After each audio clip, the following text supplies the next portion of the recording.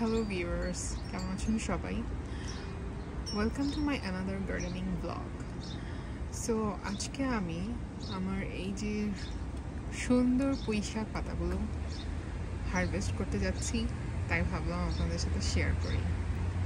এই পুঁইশাক পাতাগুলো এই পুঁইশাক গাছগুলো আমি করেছি পুঁইশাকের বীজ থেকে।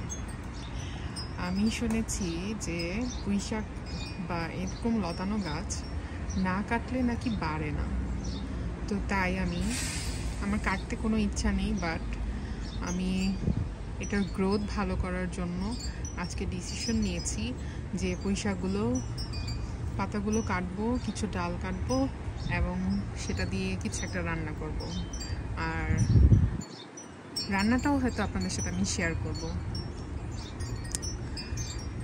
আর আজকে দেখি আমি সব গাছের জিনিসপত্র দিয়ে রান্না করবো। আমার ছোট ব্যালকনির ছোট ছোট গাছের শাকসবজি রান্না করব। এই যে দেখতে পাচ্ছেন কিছু মরিচ, এই মরিচ দিয়ে এই শাক রান্না করব আজকে। তো চলুন হারভেস্ট করি। পাশেই রয়েছে বোম্বাই মরিচ। আমি বোম্বাই মরিচও দিতে পারি, না হলে কাঁচা মরিচ দেব, দেখা যাক।